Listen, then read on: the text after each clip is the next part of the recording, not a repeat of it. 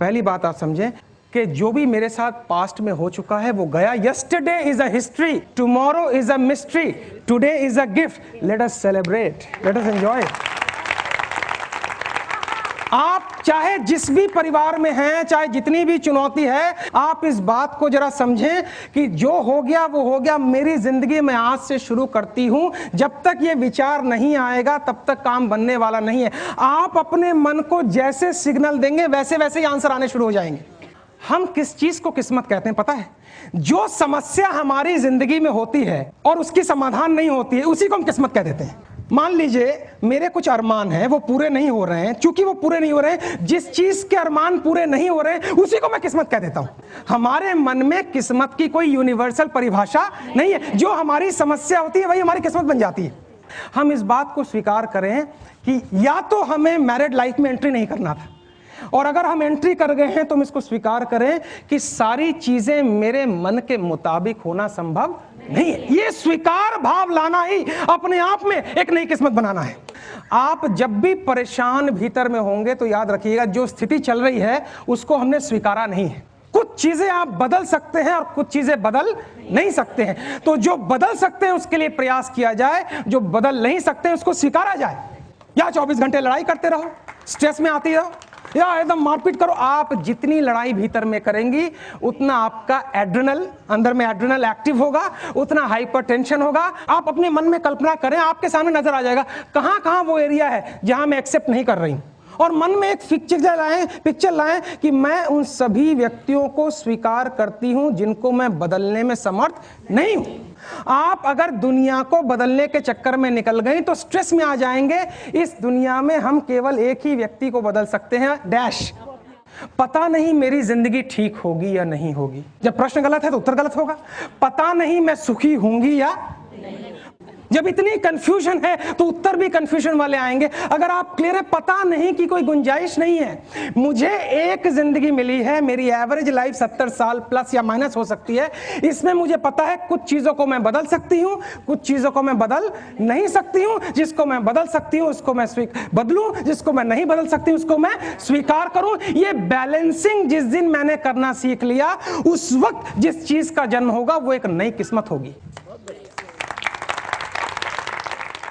एक कैदी वर्षों बाद अपने घर लौट रहा है, ट्रेन में यात्रा कर रहा है। उसके साथ एक और पैसेंजर है जो कवि है। कवि अगले दिन स्टेशन आने वाला है तो कैदी कहता है इस कवि से, भैया जरा देखना मेरा स्टेशन आया कि नहीं। बोले जब आने ही वाला है स्टेशन तो देखने की जरूरत। बोले नहीं नहीं, मैं 25 साल से जेल में बंद हूँ, मैंने एक मर्डर किया था और गाँव वालों को मैंने चिट्ठी लिखी है, अभी तक कोई चिट्ठी नहीं आई है 25 साल से, कि अगर तुमने मुझे माफ़ कर दिया है तो स्टेशन पर जो है सफ़ेद झंडी लगा देना। मैं समझूंगा मेरे गाँव ने मुझे माफ़ कर दिया है, और नहीं माफ किया है तो लाल झंडी लगा देना।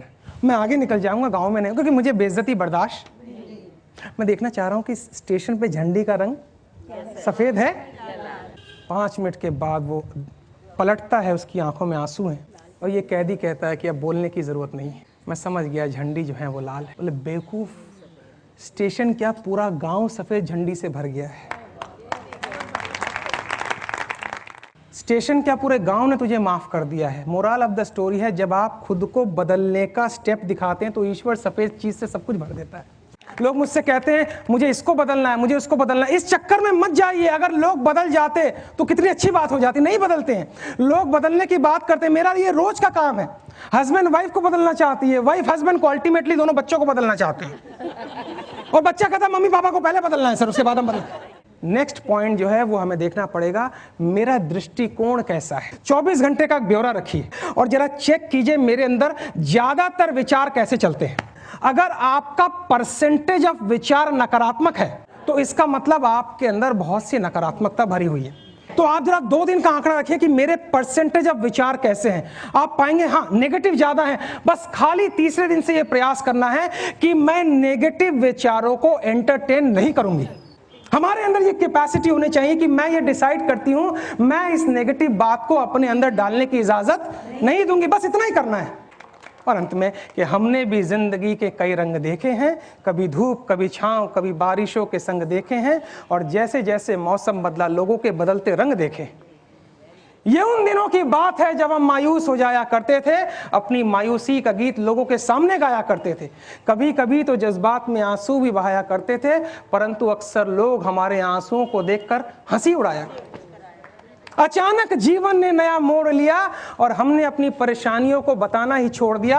अब तो दूसरों की जिंदगी में भी हंसी का बीज बो देते हैं और खुद को अगर रोना भी पड़े तो हंसते हंसते रो देते हैं।